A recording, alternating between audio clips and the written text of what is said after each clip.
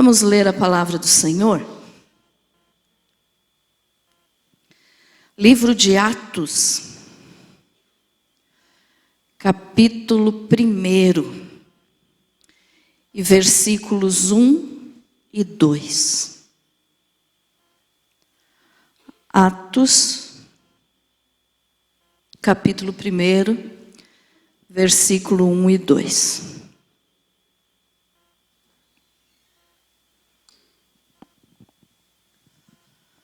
Glória a Deus. Diz assim: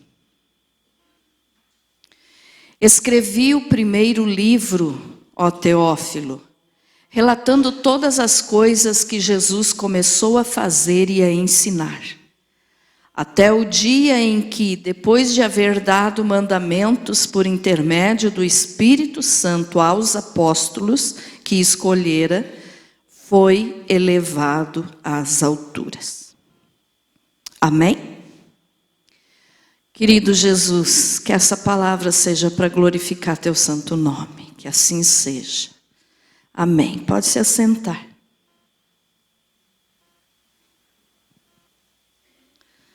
Glória a Deus. Vamos falar um pouquinho hoje, irmãos, sobre o livro de Atos, que está assim bem presente, né? Nos nossos dias aí, por tudo que está acontecendo, você já vai entender o porquê. Então veja só, o livro de Atos, primeiro eu vou dar um resuminho assim, para você entender melhor, e depois vou explicar mais para o final o porquê que é tão importante. O livro de Atos, então, ele foi escrito por Lucas, o médico, chamado de o médico amado. Quem é que chamou assim? O apóstolo Paulo. O apóstolo Paulo chamava Lucas de o médico amado e também de cooperador. Lucas, então, ele teve junto com o apóstolo Paulo, desde a segunda viagem missionária de Paulo, até a prisão de Paulo em Roma. Então, Lucas escreveu o Evangelho de Lucas e também o livro de Atos, tá? Ou, como está escrito ali na tua Bíblia, Atos dos Apóstolos. Aqui vale uma explicação que algumas pessoas confundem a respeito de Lucas e também de Marcos. Quem era Lucas? Algumas pessoas acham que pelo fato de estar ali o Evangelho de Lucas e o Evangelho de Marcos, eles eram dos 12 apóstolos. E não eram. Tá, irmãos? Não eram. Lucas se juntou a Paulo depois para fazer as viagens missionárias. E ele também andou um bom tempo junto com o apóstolo Pedro. Mas ele não fazia parte dos 12 discípulos que Jesus escolheu. E nem Marcos. Então, Lucas e Marcos escreveram esses dois evangelhos, mas eles não eram dos 12 discípulos. Tá? E algumas pessoas acham que eles faziam parte dos 12 discípulos. E não é verdade. Tá? Eles não eram pertencentes ao grupo dos 12. Eles se juntaram depois. E só para você entender um pouquinho melhor, então, o que eu estou falando, é preciso eu te dar essa explicação. O Evangelho de Mateus, Marcos e Lucas, eles são chamados de evangelhos sinóticos. O que é isso? São evangelhos parecidos, que têm a mesma mensagem. Mateus, Marcos e Lucas. O Evangelho de João é também, o Evangelho faz parte, né, dos 4 evangelhos. Foi escrito pelo discípulo João, o mesmo da revelação do Apocalipse, mas ele tem um pouquinho diferente a mensagem, não no sentido de diferente vai pregar uma outra coisa. Não, todos eles pregam a palavra de Deus, pregam a mensagem de salvação de Jesus. Só que Mateus, ele apresentou Jesus como o rei que voltará. Ou seja, ele apresentou Jesus como rei. O Evangelho de Marcos apresentou Jesus como servo, que veio para sofrer as nossas dores, as nossas enfermidades e nos salvar. Então ele veio para nos servir. Então Marcos apresenta Jesus como servo. Mateus apresenta Jesus como o rei que voltará. Lucas apresenta Jesus como filho do homem, ou seja, veio para morrer, se fez homem para morrer no nosso lugar. Então ele deixou a sua glória no céu, se fez homem igual a nós e veio para nos salvar. E o Evangelho de João, então, apresenta Jesus como Filho de Deus, tá? Todos eles falam a respeito de Jesus, só que cada um deles apresenta Jesus de uma forma. Mateus, então, como rei, Marcos como servo, Lucas como filho do homem e João como filho de Deus. E eles, então, foram escritos por servos de Deus, né? Mateus e João faziam parte dos 12 discípulos, mas Marcos e Lucas não. É isso que eu quero que você preste bem atenção. Marcos e Lucas não eram dos 12, mas eles foram grandemente usados por Deus e andaram junto com o apóstolo Paulo, com o apóstolo Pedro, e escreveram então, né, os evangelhos, e Lucas então escreveu também o livro de Atos. E desses, vamos dizer assim que Lucas foi o que mais escreveu. Tá? Se você observar todo o Novo Testamento, Lucas foi o que mais escreveu. Os outros escreveram os evangelhos e pronto. Lucas foi além escrevendo Atos dos Apóstolos. E o livro de Atos dos Apóstolos, isso aqui é só para você ter melhor entendimento, o tema central do livro de Atos dos Apóstolos é Atos 1:8. Coloca aí para nós, Gui, 1:8.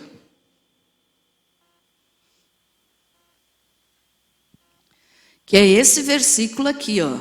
Mas recebereis poder ao descer sobre vós o Espírito Santo, e ser-me-eis testemunhas, tanto em Jerusalém, como em toda a Judéia e Samaria, e até os confins da terra. Então o versículo tema, o versículo chave do livro Atos dos Apóstolos, é esse aqui, tá? O livro de Atos, então, tem 28 capítulos, 1067 versículos e 24.250 palavras. Ah, pastora, por que você está dizendo tudo isso? Isso aqui entra como uma parte de conhecimento. E depois, no final da mensagem, você vai entender por que eu estou te passando isso. Então, veja só, ele foi escrito por Lucas, mais ou menos, os estudiosos bíblicos entram no seguinte consenso: do ano 60 ao ano 64, Lucas, então, escreveu o livro de Atos, que foi antes do ano 70, porque você pode ler todo o livro de Atos e Lucas não menciona nada a respeito da destruição de Jerusalém por Tito no ano 70. Então, foi antes. Se tivesse sido depois, ele teria comentado, porque foi um fato muito importante, né? E também ele escreveu tudo isso antes do apóstolo Paulo morrer. porque senão ele teria também citado a morte de Paulo. Agora, eu quero que você entenda o seguinte. O livro de Atos, bem na verdade, irmãos, ele foi chamado de livro de Atos dos Apóstolos por aqueles que organizaram a Bíblia, né? Por aqueles que organizaram o cânon, né, das Escrituras. Então foi Atos dos Apóstolos. Mas se nós formos olhar pela mensagem que ele traz, porque Lucas escreveu aqui então vários textos, né, que a ascensão de Jesus, a escolha de Matias, a descida do Espírito Santo, que é o tema-chave, o discurso de Pedro, onde Pedro ganhou 3.000 almas em um único discurso. Depois ele começou a falar a respeito do princípio da igreja e começou a contar histórias, então, a respeito dos apóstolos, a respeito de Barnabé, a respeito de Pedro e principalmente de Paulo. A partir do capítulo 13, então, fala praticamente só do apóstolo Paulo. Então, veja só, esse livro, se nós formos olhar bem pelo que ele ensina, não estou dizendo que é errado o nome, tá, irmãos? É Atos dos Apóstolos, foi assim que foi nomeado na Bíblia e é assim que a gente deve chamar. Mas se nós formos observar bem pelo que conta no livro, deveria ser chamado Atos do Espírito Santo. Porque quem está agindo na vida dos personagens que fazem parte deste livro é o Espírito Santo. Então seria melhor, né, se em vez de dizermos Atos dos Apóstolos, nós falássemos Atos do Espírito Santo na vida dos apóstolos. Aí sim a gente teria um entendimento maior sobre esse livro. Mas é claro que a gente chama Atos dos Apóstolos porque está contando a história deles. E nessa história, irmãos, nós temos que entender o seguinte, para você poder entender bem a respeito do livro de Atos, nós temos que ter o primeiro entendimento de que foi ali que começou a igreja. Então a igreja começou aqui, depois que Jesus subiu ao céu e enviou o Espírito Santo. Então ali foi o princípio da igreja, no dia de Pentecostes. Então o livro de Atos dos Apóstolos, como nós chamamos, conta a história da igreja. Tá? Lembre disso, conta a história da igreja. Teve um escritor judeu, bem conhecido, até, não sei se você já ouviu falar dele, mas os estudiosos da Bíblia mencionam sempre. Ele nasceu em 1898 e morreu em 1942. O nome dele era Meyer Pearman. Alguém aqui já ouviu falar desse escritor judeu? Ele resumiu o livro de Atos em 3 palavras. E essas 3 palavras que nós vamos agora entender um pouquinho melhor. Ele disse assim, o livro de Atos se explica por ascensão, descensão e expansão. O que é isso, pastora? Ascensão. O livro de Atos, então, começou, na verdade, né?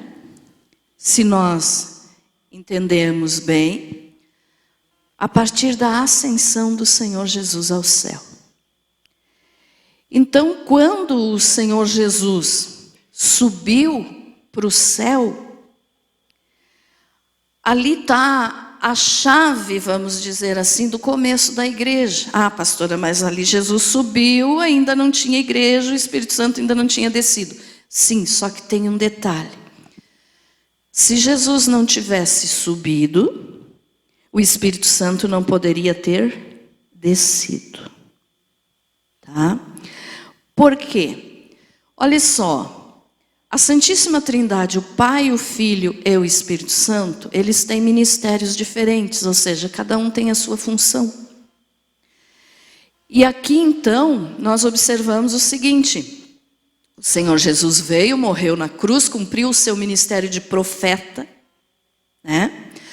E, salvando a nossa alma, depois ressuscitou e foi para o céu. Então o Senhor subiu. Enquanto ele estava aqui, ele estava cumprindo então o ministério dele de profeta. Jesus foi profeta? Foi.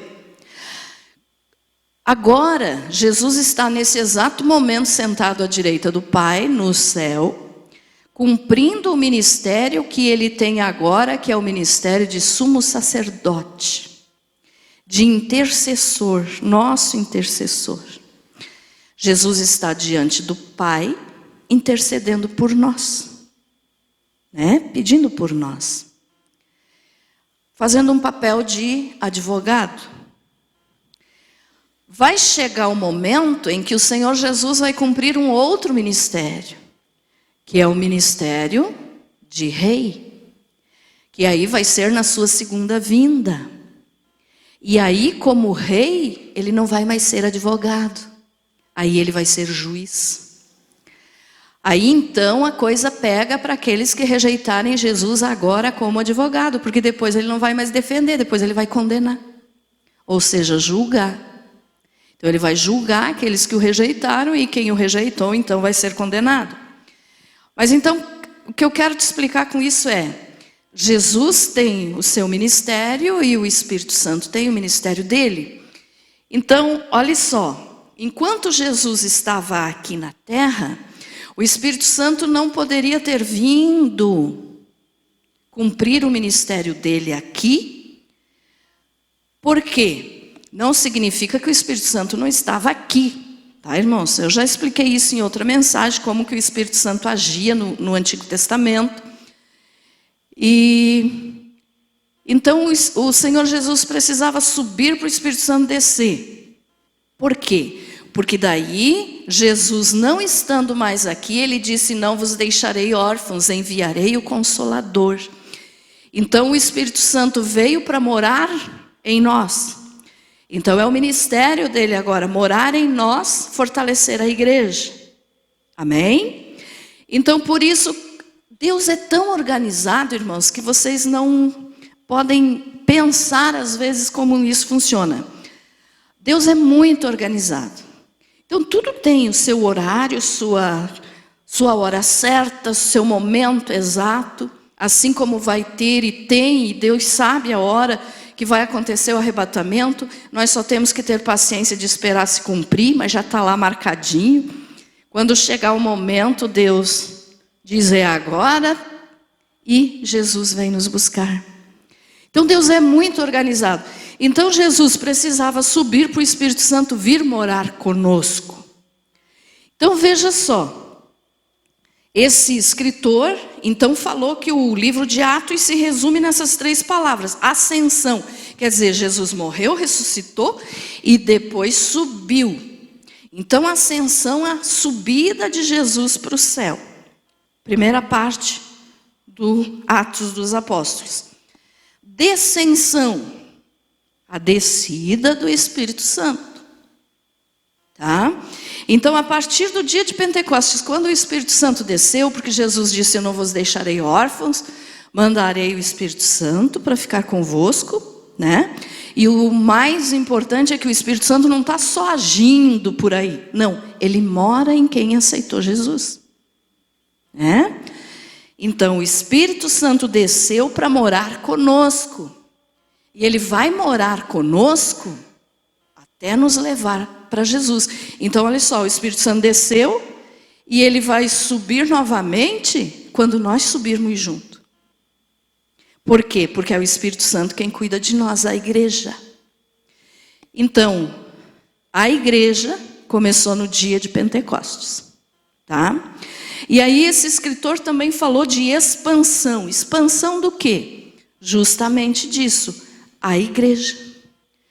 Então se formou a igreja e ela começou a crescer. Então a igreja começando a crescer, essa expansão, né, que começou lá nos dias dos apóstolos ainda, essa igreja está até hoje. Nós fazemos parte dessa igreja. Então passou-se anos, passou-se épocas, passou-se governos, várias coisas aconteceram no mundo, mas a igreja é a mesma. Assim como Deus é o mesmo. Assim como Jesus e o Espírito Santo são o mesmo. Jesus Cristo é o mesmo ontem, hoje e eternamente. Amém? Então veja só, a igreja começou lá no dia dos apóstolos, no tempo deles ainda, né? Mas ainda existe hoje. E vai existir até o momento do arrebatamento. Então o que nós temos que entender é isso. A igreja começou no livro de Atos e só vai terminar no dia, no momento exato que Jesus vier nos buscar, no arrebatamento. Amém? Estão acompanhando a minha sequência, né? Então, ascensão, descensão e expansão. Então a igreja cresceu. A igreja cresceu com perseguição, com problema. Teve alguns, vamos dizer assim, momentos de paz durante a história. Mas, na maioria das vezes, foi sofrimento. Foi perseguição. Então a igreja sempre esteve em dificuldade no mundo. Por quê? Porque nós não somos daqui. Nós não somos do mundo. Então, aquilo que não pertence ao mundo, o mundo não aprova. Então, nós não somos daqui. Irmãos, você comece, se você nunca começou, se você nunca se enxergou assim, comece a se enxergar assim. Como um ser estranho nesse mundo. Sabemos que extraterrestres não existem, mas eu vou usar essa frase aqui agora só para você entender bem o que eu quero dizer. Faz de conta que nós somos de outro mundo. Né? Aqui. Mas na realidade não é faz de conta, porque nós somos de outro mundo. Nós somos do céu. Então nós não somos daqui. Então não pense que você vai estar em paz nesse mundo. Nós temos a paz que excede todo o entendimento, que é a paz que o Senhor Jesus falou para os discípulos que ia deixar para nós. Então nós temos essa paz dentro de nós. Mas não queira ser aceito pelas pessoas do mundo. Não queira ser aceito pelo mundo, ser bem visto pelo povo do mundo, ser aplaudido pelo povo do mundo, ser elogiado pelo povo do mundo. Porque isso não vai acontecer. Vai acontecer se você não for igreja. Se você não for igreja, aí vão te aplaudir e vão te amar. Porque daí, se não é igreja, é mundo. Entendido isso, irmãos?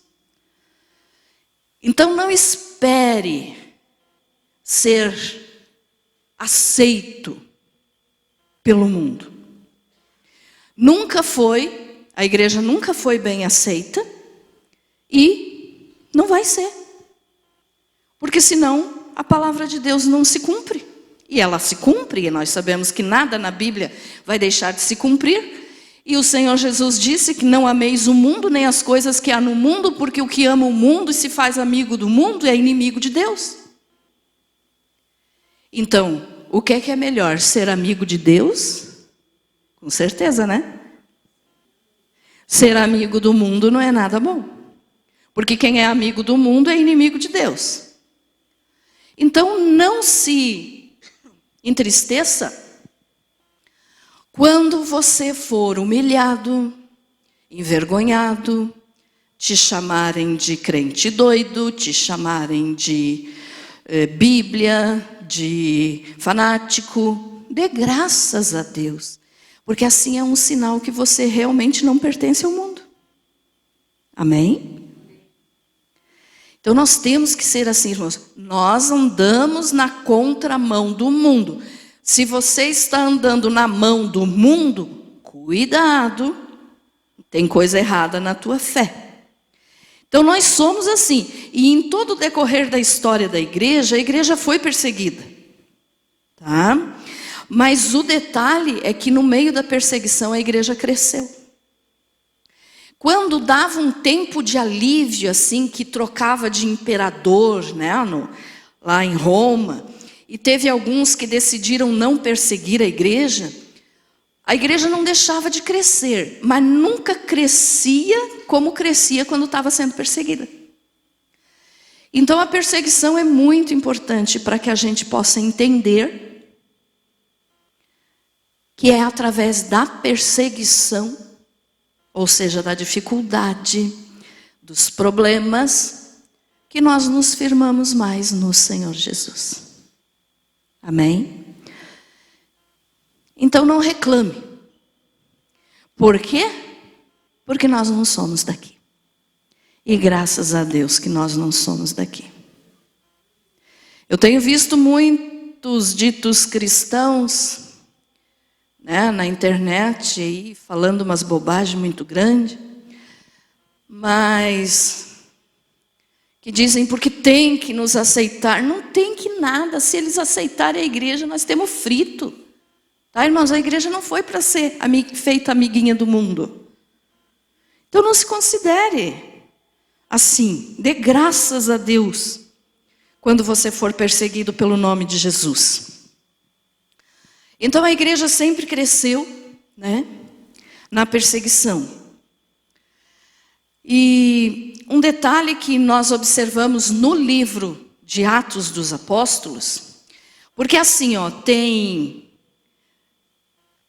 3 tipos de amor. Irmãos, eu já preguei aqui faz um bom tempo.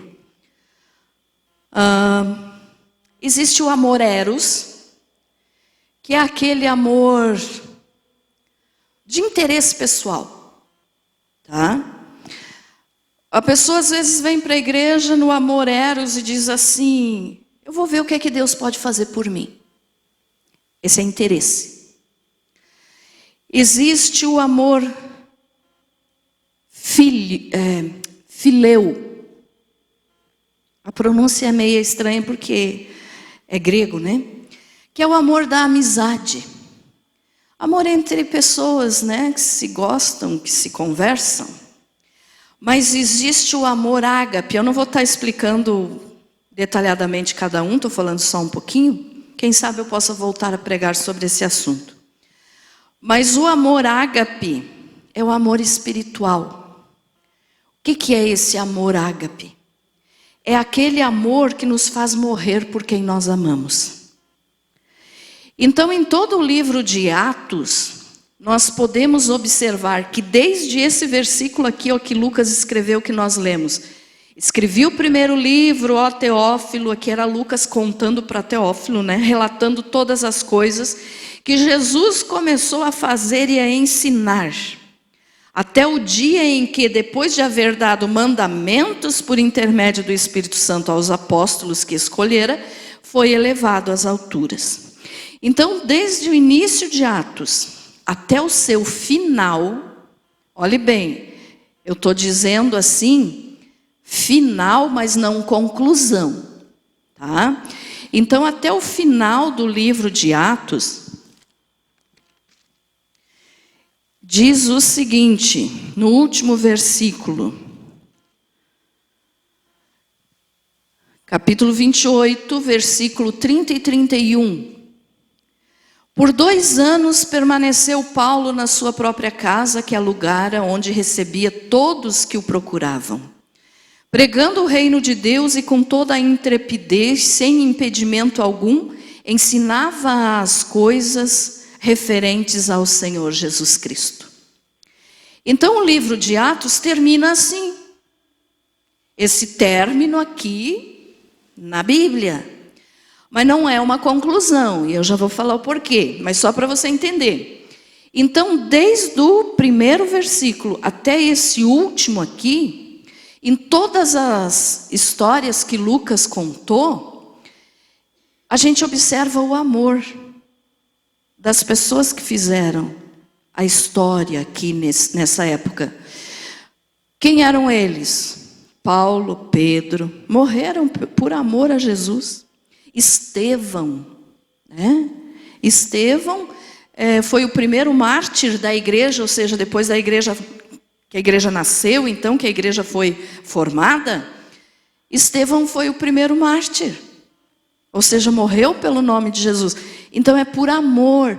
Então em todas essas histórias que a gente lê aqui no livro de Atos, a vida de Barnabé também, né? A oferta de Barnabé, tudo aqui que fala sobre a comunidade cristã.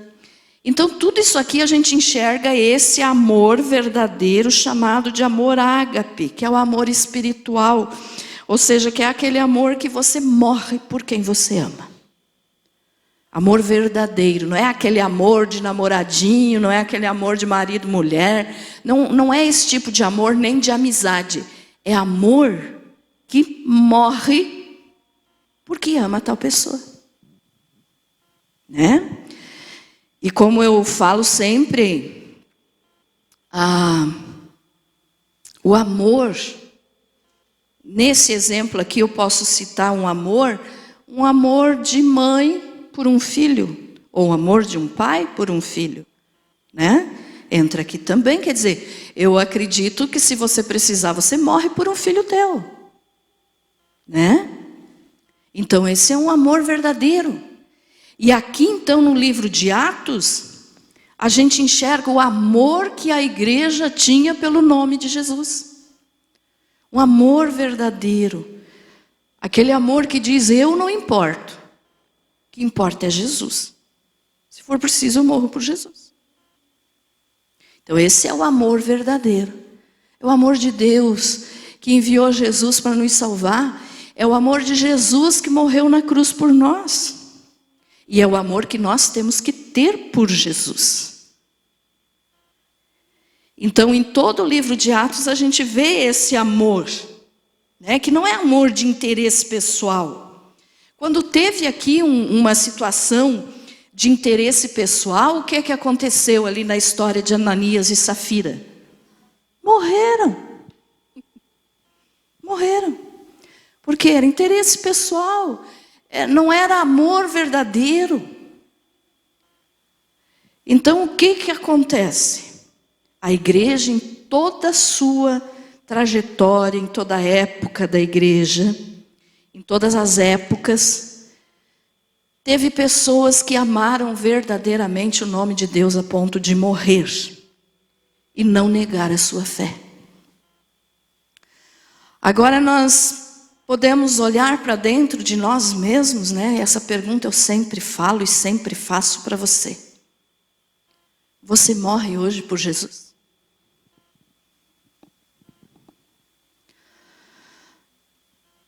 Você tem essa fé suficiente para dizer, Jesus, eu morro pelo Senhor, mas eu nunca vou te negar.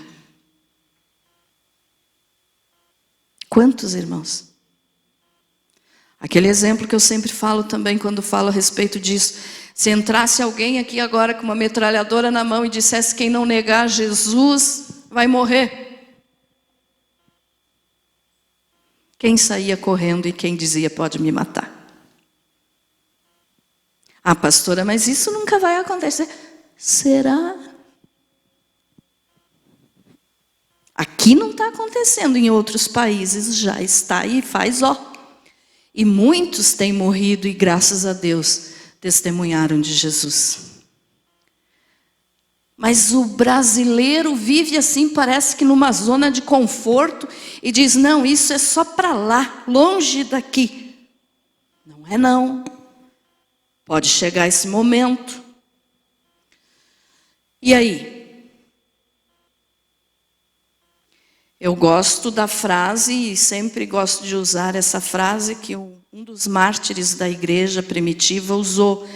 Ele disse assim, se 1000 vidas eu tivesse, 1000 vidas eu daria. Não posso negar o meu mestre que fez tanto por mim. Pegue essa frase para você como uma direção. Morro, mas não nego o meu mestre. Ah, pastora, mas está falando de morte, né? Mas se não morrer aqui, morre espiritualmente. Se negar Jesus, é pior ainda. Então veja só, eles tinham esse amor verdadeiro e morriam por Jesus. E um detalhe, sem reclamar, morriam cantando. Agora o que eu quero te explicar é o seguinte: por que eu estou pregando hoje sobre o livro de Atos? Como eu falei ali,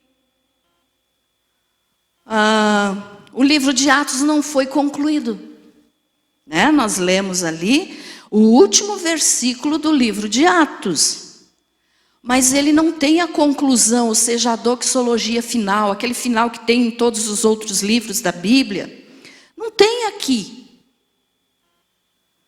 Aí então você pode dizer, mas por que não tem? Será que Lucas esqueceu? Não, Lucas não esqueceu de escrever o final. Não tem final, irmãos, porque ainda não acabou. Tá? O livro de Atos dos Apóstolos, ou livro dos Atos do Espírito Santo na vida dos apóstolos, ainda está sendo escrito.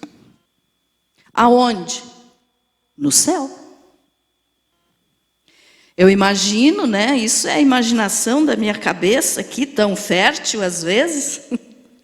Mas eu imagino que tem um anjo determinado lá no céu que é escritor, que está lá toda hora escrevendo. Por quê? Porque não acabou.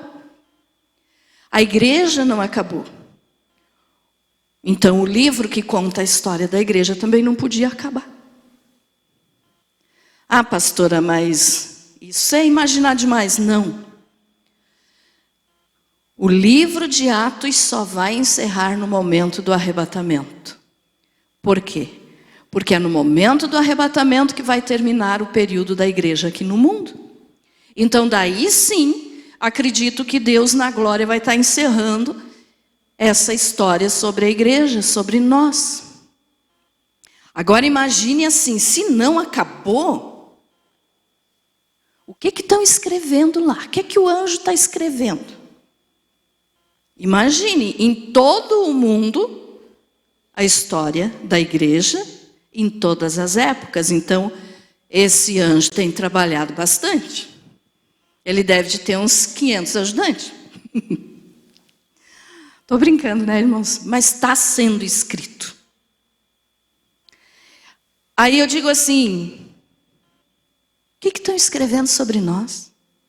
Ah, pastora, capaz que lá no céu vão estar escrevendo sobre a nossa segunda Iequê de Correia Pinto. Claro que estão. Porque nós fazemos parte da igreja. Eu não estou dizendo que estão escrevendo lá de quadrangular, de assembleia. Não, isso diante de Deus não tem importância.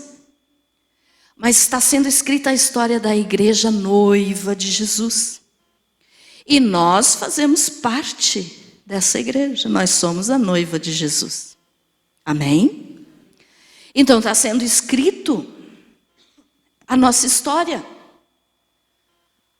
O que vão estar escrevendo a nosso respeito, irmãos? Aqui, Lucas contou a história de Estevão, contou a história de Barnabé, de Pedro, de Matias, de Paulo. A escolha de Matias, né? Então são pessoas, indivíduos. Então nós também, como indivíduos, também estamos tendo a nossa história escrita no livro de Atos lá na glória. Que será que está sendo escrito a teu respeito? Fulano de tal, que faz parte da noiva do Cordeiro, que está lá na terra ainda, fez isso. E isso serve de memorial diante de Deus.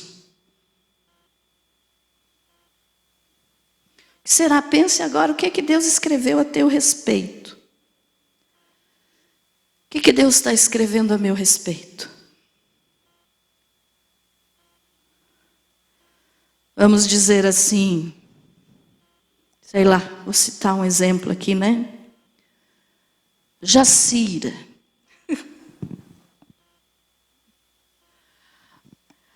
Faz parte da noiva do Cordeiro. Mora lá em Correia Pinto. Por quê? Porque aqui Lucas citava as cidades. Ele dizia, em tal lugar aconteceu isso com a pessoa tal. Então ele cita nós também. O que Jesus escreveu de você lá, Jacira? O que Jesus está escrevendo de você, Joeci?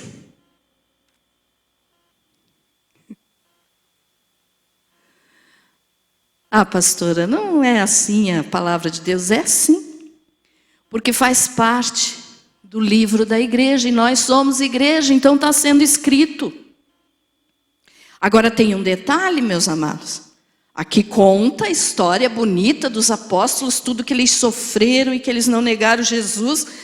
Mas também conta a história aqui do Ananias e a Safira, né?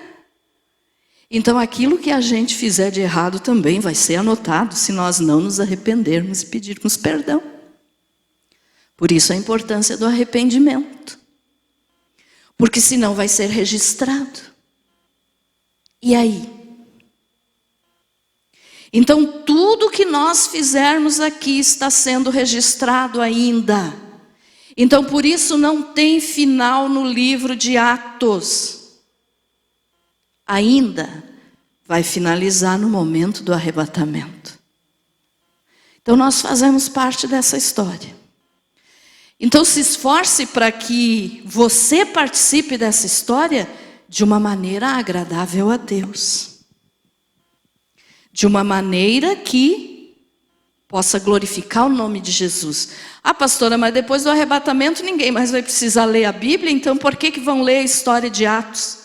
A história da igreja, a nossa história agora nesse tempo. Porque tudo fica registrado diante de Deus. No céu tem um livro chamado Livro das Memórias, o livro do memorial, que é contado tudo que a pessoa faz. E isso fica registrado diante de Deus. Então tudo que nós fizermos vai ser e está sendo registrado. Lá vai estar escrito assim, fulano de tal fez isso. Para quem que ele fez? Para a glória de Deus. Ou para se aparecer. Né? Então tudo esse tipo de coisa aí. Então isso aqui, irmãos, é muito importante nós sabermos. Ah, pastora, mas para quê? Porque nós vamos ser julgados segundo as nossas obras. A igreja é salva, é noiva do Cordeiro, vai participar do tribunal de Cristo. Não para ser salvo ou condenado, já é salvo. Mas vai ser julgado as suas obras, para receber as recompensas, os galardões, o prêmio. Então nós temos que ter boas obras. Não somos salvos por boas obras, mas porque somos salvos, temos que ter boas obras. Amém? E aí, para terminar, então, já vou terminar. Falei para vocês que tudo aqui no livro de Atos nos faz lembrar do amor verdadeiro, né? Então, veja só. Lembram que há umas terças-feiras, acho que umas 2 ou 3 terça-feiras atrás, eu falei para vocês que o nível de espiritualidade da pessoa a gente observa pelo tanto que ela cobre o corpo? Lembram disso? A mesma coisa eu vou te falar agora. Se você quer saber se uma pessoa é salva, ah, pastora, só Deus sabe. Como é que eu vou saber? Só Deus sabe. Mas ele disse que nós temos que olhar para os frutos dessa pessoa. Então, como que eu sei que uma pessoa é salva ou está ali no meio do povo de Deus só cumprindo horário, vamos dizer assim? Pelo que foi mostrado no livro de Atos, que eles morriam, mas não negavam Jesus. Então, pelo amor verdadeiro. Então, se você observar, cuide, se você quiser observar assim, quero ver se tal pessoa é um salvo. Comece a olhar como que essa pessoa ama os outros. A quantidade de amor que essa pessoa tem no seu coração. Não podemos medir o amor, mas podemos observar as obras do amor na vida das pessoas. Então, o que eu estou dizendo aqui para vocês? Não sou eu que estou dizendo, é a Bíblia que diz. Gui, coloca aí para nós João 13:35. Se alguém não ama, irmãos, não é salvo.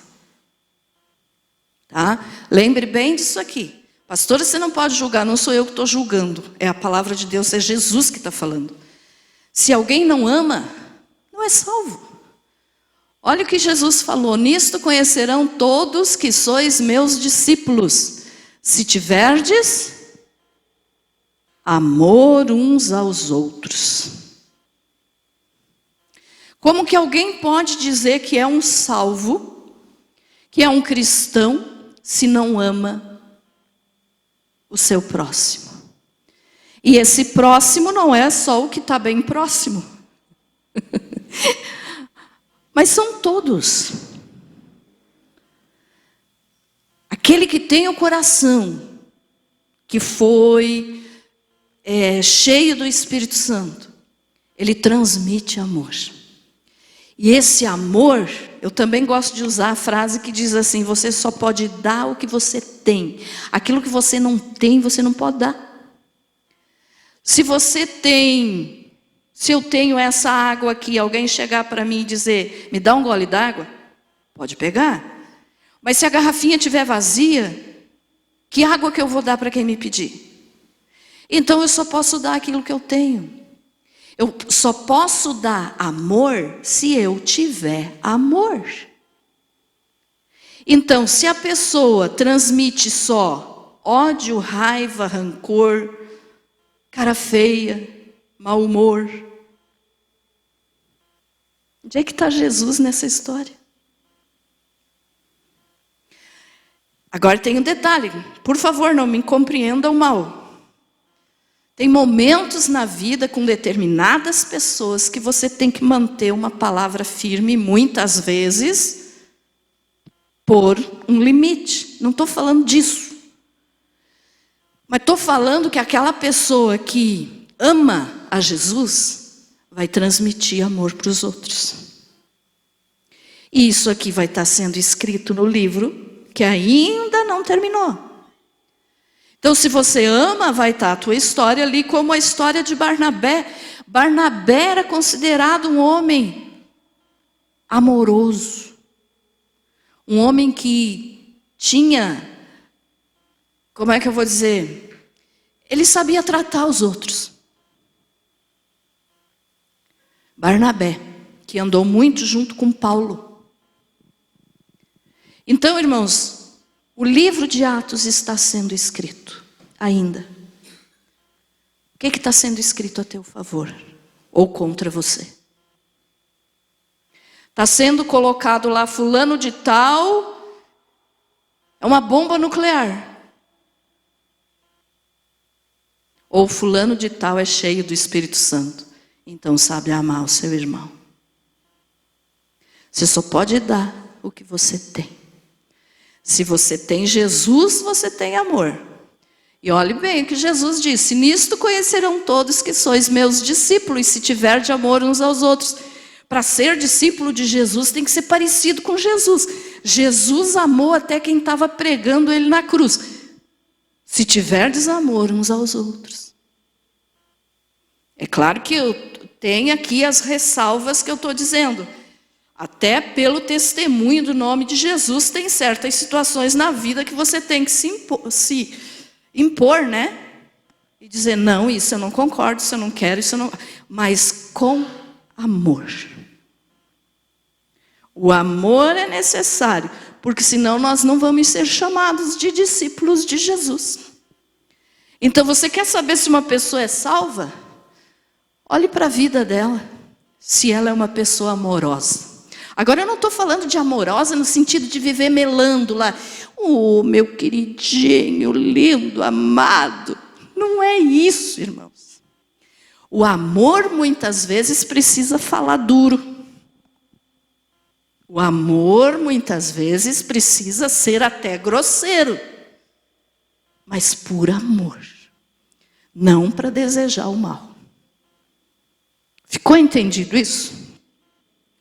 Então, ser amado não é ser meloso. É falar a verdade. É falar de Jesus. Agora, se você gosta de tratar os outros assim, ô querido, trate, não tem nada de mal. Se você não acha errado, né? Não tem problema. Só não passe dos limites, senão vão te interpretar errado. Certo, meus amados? Livro de Atos, guarde bem isso, está sendo escrito. Por que eu falei isso? Porque o que está acontecendo agora no nosso país, não pense você que não está sendo escrito no céu. Está sendo escrito lá, a igreja está passando por isso, por isso, por isso, por aquilo. Ou também está sendo escrito, Deus livrou a igreja disso, disso, disso e daquilo. Só que tem um detalhe. Nós, como igreja, temos que amar, mas ser justos. Você é um filho de Deus. Então ame. Mostre que você tem Jesus. Amém? Muito bem. Então, sabendo que você agora está sendo contada a tua história no livro de Atos, eu te pergunto assim, o que é que Jesus escreveu hoje lá a teu respeito? Hoje, vamos pensar só em hoje. Só em hoje. Responda para você mesmo. Amém? Você foi abençoado com essa palavra?